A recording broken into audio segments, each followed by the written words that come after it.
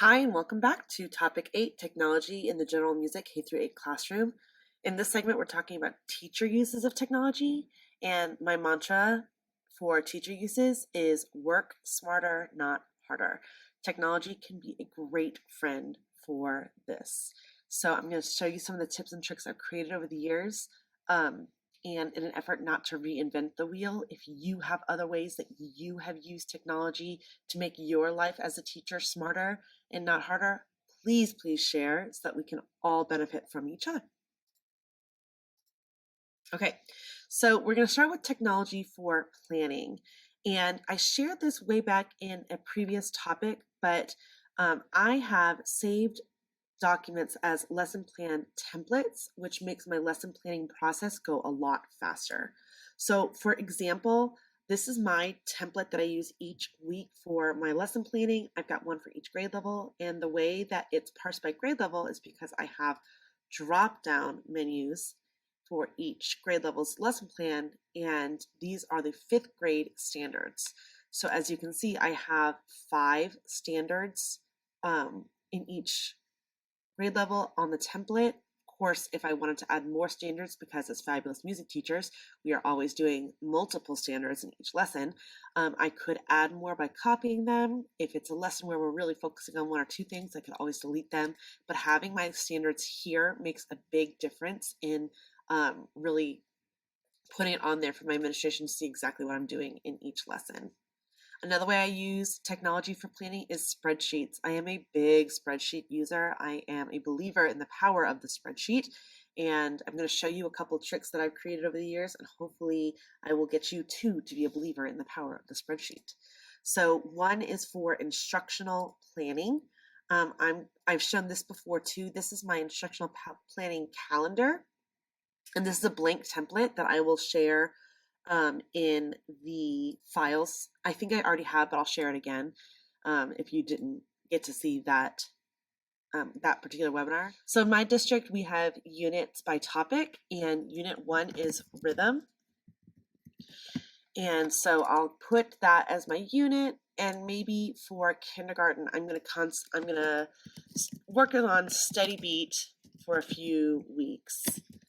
And then I'm going to start fast and slow sounds. I know a lot of teachers call it short and long. I call it fast and slow. It's a whole thing. And then over here, what I'll do is I'll put the details of what I'm going to do in that lesson. And so if I have a particular game or a particular activity I want to do, I'll put that over here. This helps me a lot for long-term planning, because if I go to a workshop or something and I see a song or an activity that I think would be great to teach high and low for kindergarten, but it's August and I'm not teaching high or low yet, I can plug that in here to remind myself so that when it comes time, I don't forget about that great activity that I found. And the reason I have these second pages for each grade level is based on the day of the week. We know that we miss a lot of Mondays for Labor Day and, planning days. And so maybe I will put on here, I'll plug it in and say, Labor Day, no school. So that is a reminder to myself for that week that my Monday class won't get that lesson. And so I'm going to have to make an adjustment for Mondays, and then maybe we'll have a teacher work day here. And then maybe my daughter will get sick and I'll have to have a substitute there. So what I also do then is I have a week at a glance. And so on that week where it would be Monday, Labor Day, I would put that for all my Monday classes. And maybe my Thursday class, I had to run an errand. I had a substitute in the afternoon. So maybe my afternoon classes are a week behind. So I could put exactly what lesson they're on. And then this is what I print out for myself each week to kind of keep myself straight on what lesson I'm teaching for each class. Another way I use spreadsheets is for grade books. So here is a sample grade book with the students' names redacted. And I have the week of up here. I have what the assignment was up here. And I am a big believer in the power of a filter. So I can filter, maybe I just want to see Miss Campen's class. So I will just see Miss Campen's class. And maybe actually, I'm going to go ahead and put the blanks too, so that I have all that other good information up there. And maybe I want to see, who is missing an assignment. So I will do blanks or X's, and that'll show me the student. So my code is X, the student, particular student hadn't enrolled until right here. And then A is absent. C, this is from last year when I was doing distance learning and I had to call that student. So there's lots of different ways you can use filters. Maybe I want to see how many students got 100 on this assignment. So I'll just filter just to 100 for that assignment. And it looks like a lot of kids did. Good job, kids. So a very big believer in the power of a filter, and you can do multiple filters at a time to kind of drill down to exactly what you want to see. Another way I use spreadsheets is for gathering other student info. So an example I have is registering my students for chorus. I'm going to go in depth into this in the next topic for after school enrichment. But my district is a Microsoft district, so this is a Microsoft form, and I have gathered all the information I might possibly need: student name, student homeroom, how they're being dismissed from chorus, parent contact info. I changed to online a couple of years ago rather than paper forms, and it changed my life because it took so long to type in student parent information that they put on a piece of paper, and B, you never know what you're going to get with parent handwriting, and especially for parent contact info and their email address, it was really important to me that I make sure exactly what their contact information was in one place. I have an optional spot for a second parent contact info. Here's information about if they need to order a chorus shirt. And this is kind of like a student parent online signature verifying that they really did sign their student up. And so I went ahead and did a couple different student examples. And so here's another way I can use a filter. Maybe I just want to filter all the students who are in Miss Campin's class because they are doing something and I need to talk to Miss Campin particularly. Or maybe I want to filter all the students who are car riders because I have to give them a special announcement about how we're going to do that process. So I can filter anything I want. I can also hide some columns. So like these are default columns that Microsoft Forms does for me, but I don't really need them. So I will select the columns I want and then right click and hide those columns so they're not in my way. I do like having the ID because this kind of like gives me an idea of the order that students signed up. And I can show the timestamp of exactly when they signed up if I want to, but just having that ID is good enough information for me. So I am very much a believer in the spreadsheet. It has made my life so much easier.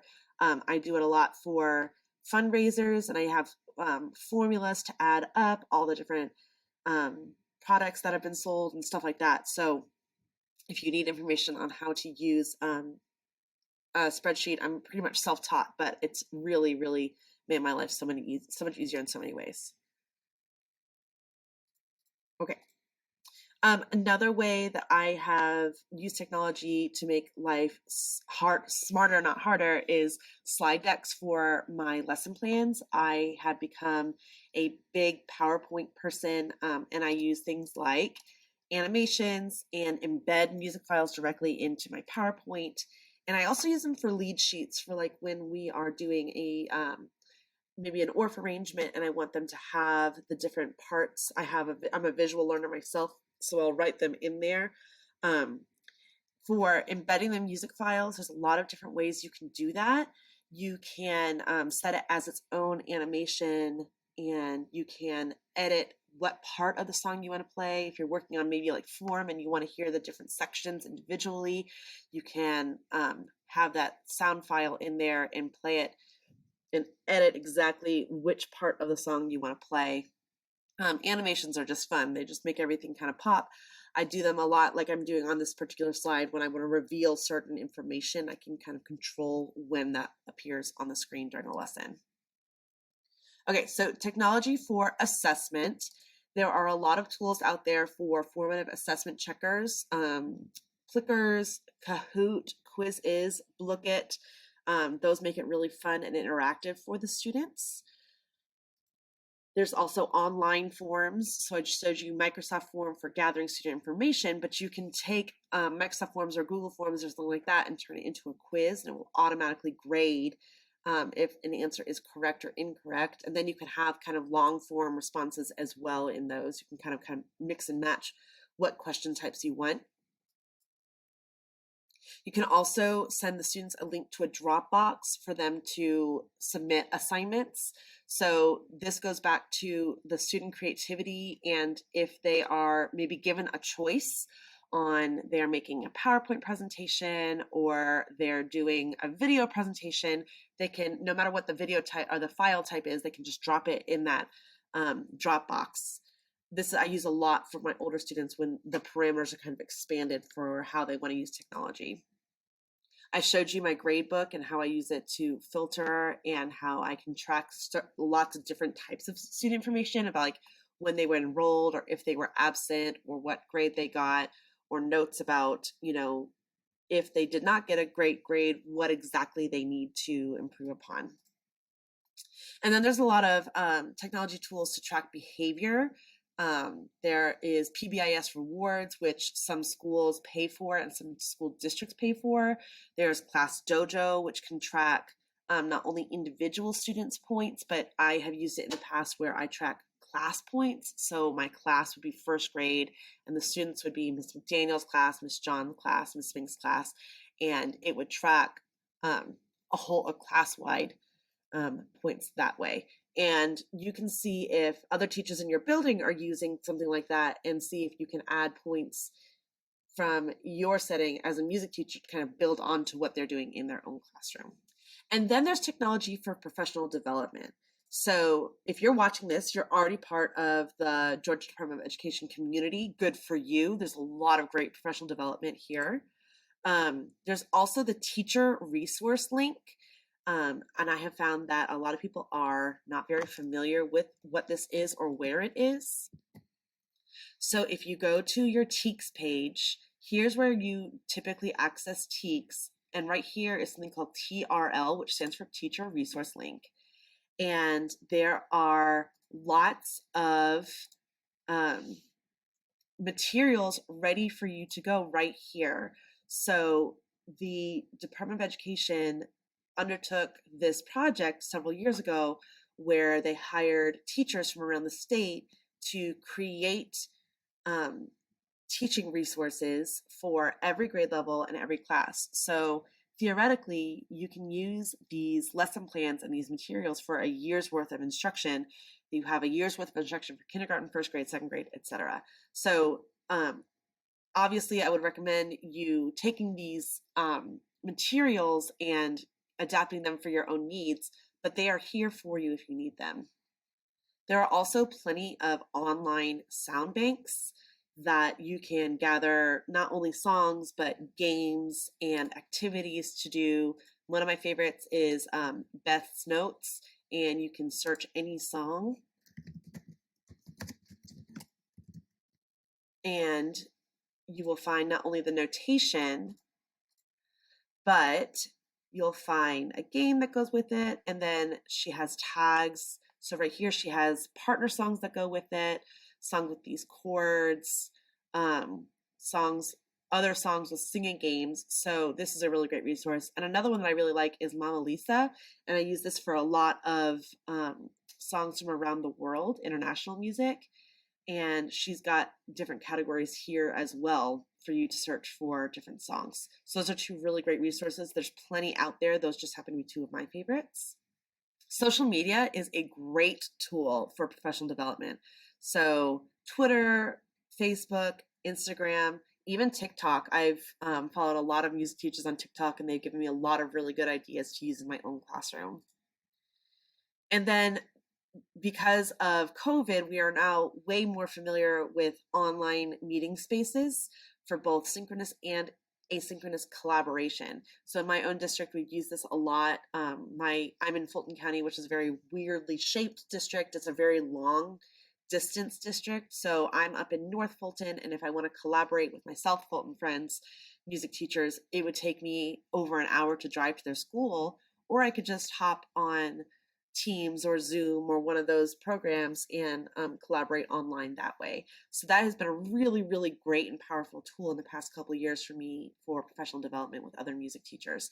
Often we are, islands in our building and we're the only ones. It's not like we can hop next door and knock on the door and say, hey, what are you doing for this lesson idea? So this has really transformed my practice because I've been able to collaborate a lot more and a lot more easily with colleagues, not only in my own district, but around the country and around the world. It's been really, really great. So this has been topic 8, technology in the general music classroom. Like I said at the very beginning, it was a huge undertaking to kind of go over all of this in 30 minutes. And there's a lot more I could say. If you have any more questions or any more ideas on how to use technology in your classroom, I'd love to have that conversation. It's one of my favorite things to talk about. And we'll see you for our final topic next, which is after school instruction and enrichment.